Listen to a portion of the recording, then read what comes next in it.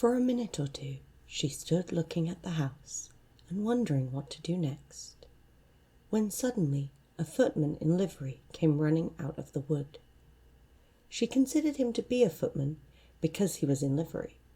Otherwise, judging by his face only, she would have called him a fish, and rapped loudly at the door with his knuckles. It was opened by another footman in livery, with a round face and large eyes like a frog, and both footmen, Alice noticed, had powdered hair that curled all over their heads. She felt very curious to know what it was all about, and crept a little way out of the wood to listen.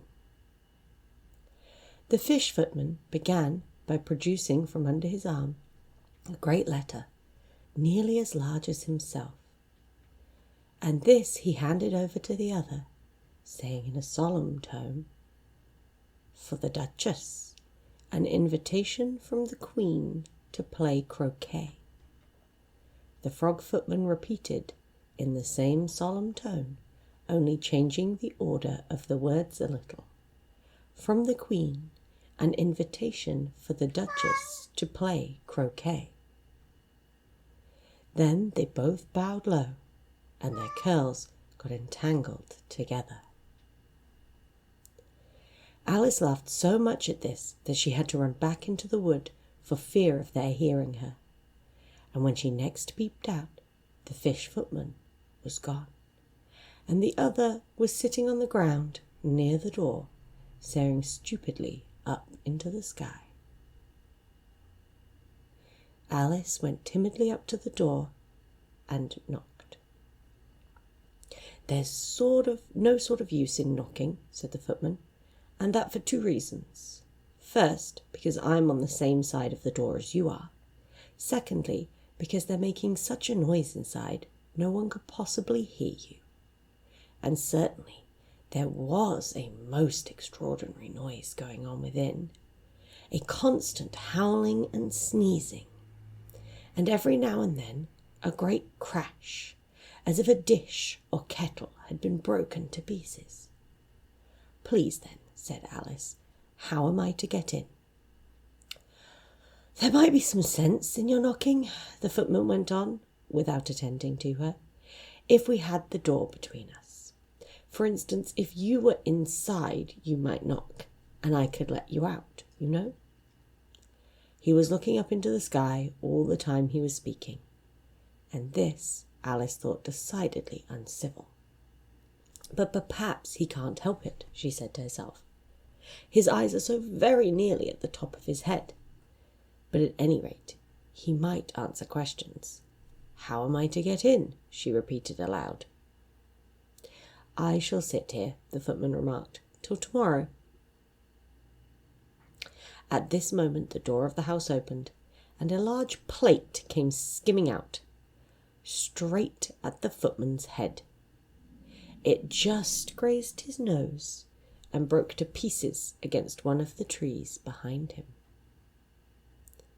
"Or next day, maybe," the footman continued in the same tone, exactly as if nothing had happened. "How am I to get in?" asked Alice again in a louder tone. "Are you to get in at all?" said the footman. "That's the first question, you know." It was, no doubt, only Alice did not like to be told so. "It's really dreadful," she muttered to herself, "the way all creatures argue. It's enough to drive one crazy." The footman seemed to think this was a good opportunity for repeating his remark with variations. "I shall sit here," he said, "on and off, for days and days." "But what am I going to do?" said Alice. "Anything you like," said the footman, and began whistling. "Oh, there's no use talking to him," said Alice desperately. "He's perfectly idiotic." And she opened the door and went in. The door led right into a large kitchen, which is full of smoke from one end to the other.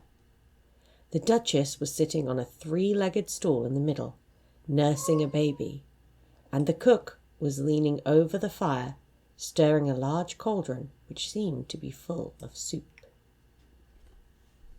"There's certainly too much pepper in that soup," Alice said to herself, as well as she could for sneezing. There was certainly too much of it in the air. Even the Duchess sneezed occasionally, and as for the baby, it was sneezing and howling alternately without a moment's pause. The only things in the kitchen that did not sneeze were the cook and a large cat which was sitting on the hearth and grinning from ear to ear. "Please would you tell me," said Alice, a little timidly, for she was not quite sure whether it was good manners for her to speak first, "why your cat grins like that?" "It's a Cheshire cat," said the Duchess, "and that's why." "Pig!" She said the last word with such sudden violence that Alice quite jumped, but she saw in another moment that it was addressed to the baby and not to her, so she took courage and went on again. "I didn't know that Cheshire cats always grinned. In fact, I didn't know cats could grin." "They all can," said the Duchess, "and most of 'em do." "I don't know of any that do," Alice said very politely, feeling pleased to have got into a conversation. "You don't know much," said the Duchess, "and that's a fact." Alice did not at all like the tone of this remark, and thought it would be well to introduce some other subject of conversation. While she was trying to fix on one, the cook took the cauldron of soup off of the fire, and at once set to work, throwing everything within her reach at the Duchess and the baby. The fire irons came first, then followed a shower of saucepans, plates, and dishes. The Duchess took no notice of them, even when they hit her, and the baby was howling so much already, it was quite impossible to say whether the blows hurt it or not.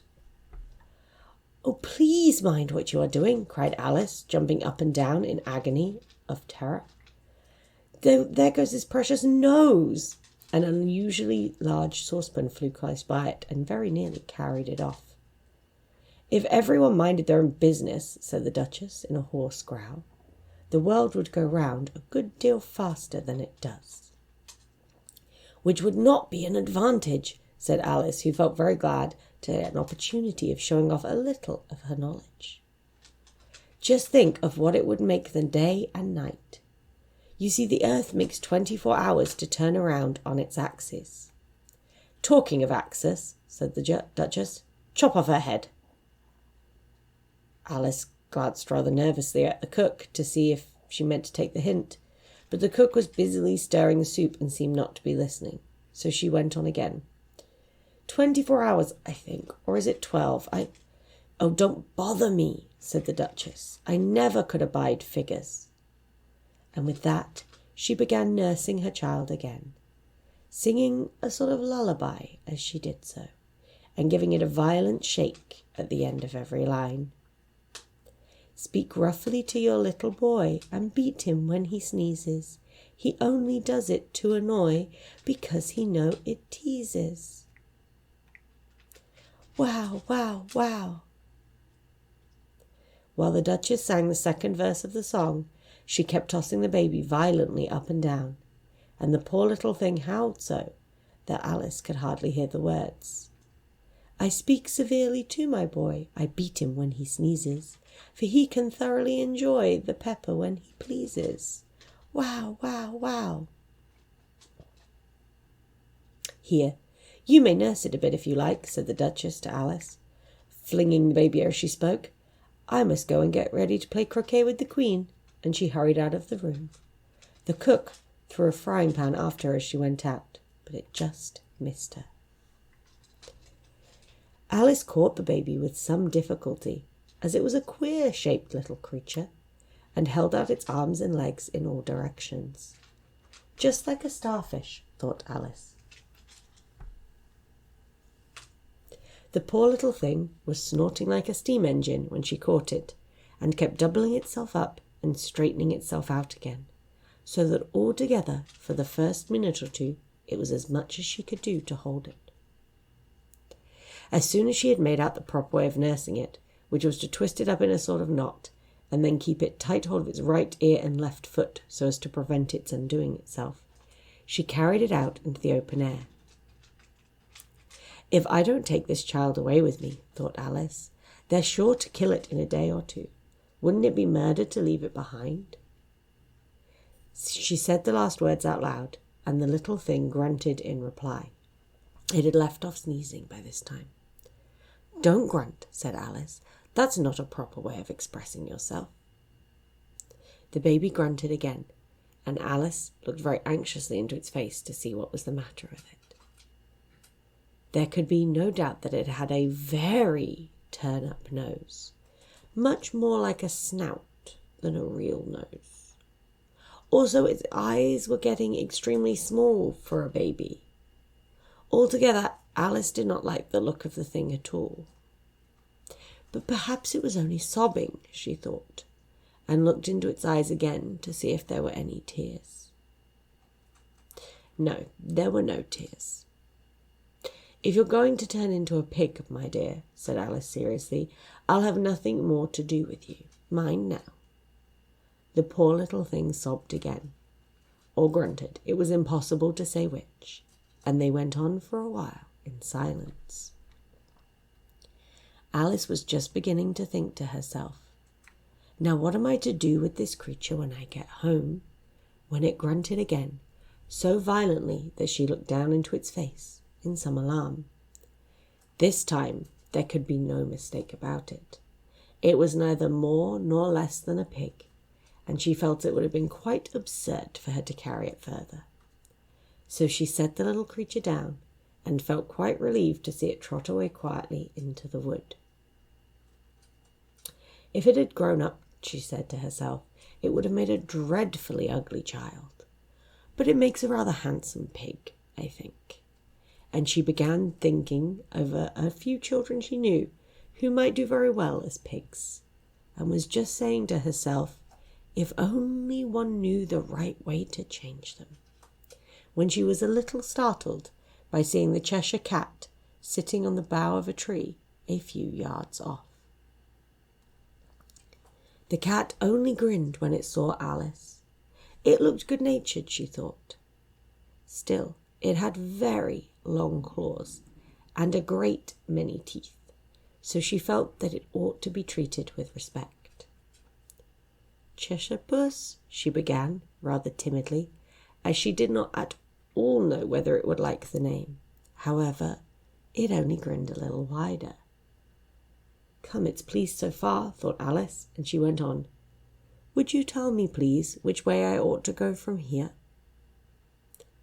"That depends a good deal on where you want to get to," said the cat.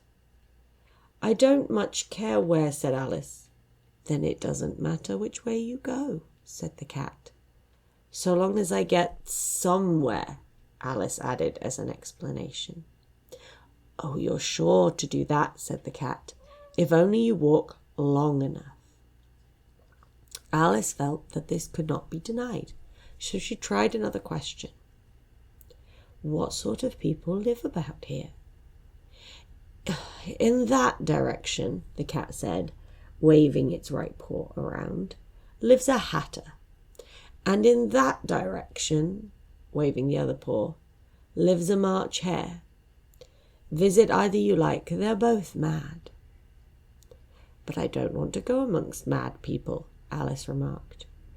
"Oh, you can't help that," said the cat. "We're all mad here. I'm mad. You're mad." "How do you know I'm mad?" said Alice. "You must be," said the cat, "or you wouldn't have come here." Alice didn't think that proved it at all. However, she went on. "And how do you know that you're mad?" "To begin with," said the cat, "a dog's not mad. You grant that." "I suppose so," said Alice. "Well then," the cat went on, "you see a dog growls when it's angry and wags its tail when it's pleased. Now I growl when I'm pleased and wag my tail when I'm angry. Therefore, I am mad." "I call it purring, not growling," said Alice. "Call it what you like," said the cat. Do you play croquet with the Queen today?" "I should like it very much," said Alice, "but I haven't been invited yet." "You'll see me there," said the cat, and vanished. Alice was not much surprised at this. She was getting so used to queer things happening. While she was looking at the place where it had been, it suddenly appeared again. "By the by, what became of the baby?" said the cat. "I'd nearly forgotten to ask." "It turned into a pig," Alice quietly said, just as if it had come back in a natural way. "I thought it would," said the cat, and vanished again. Alice waited a little, half expecting to see it again, but it did not appear, and after a minute or two she walked on in the direction in which the March Hare was said to live. "I've seen hatters before," she said to herself. "The March Hare will be much more interesting, and perhaps, as this is May, it won't be raving mad. At least not so mad as it was in March." As she said this, she looked up, and there was the cat again, sitting on the branch of a tree. "Did you say pig or fig?" said the cat. "I said pig," replied Alice, "and I wish you wouldn't keep appearing and vanishing so suddenly. You make one quite giddy." "All right," said the cat, and this time it vanished quite slowly, beginning with the end of the tail and ending with the grin, which remained for some time after the rest of it had gone. "Well, I've often seen a cat without a grin," thought Alice, "but a grin without a cat, it's the most curious thing I ever saw in my life." She had not gone much farther before she came in sight of the house of the March Hare. She thought it must be the right house, because the chimneys were shaped like ears and the roof was thatched with fur. It was so large a house that she did not like to go nearer till she had nibbled some of the left-hand bit of the mushroom, and raised herself to about 2 feet high. Even then she walked up towards it rather timidly, saying to herself, "Suppose it should be raving mad after all. I almost wish I'd gone to see the Hatter instead."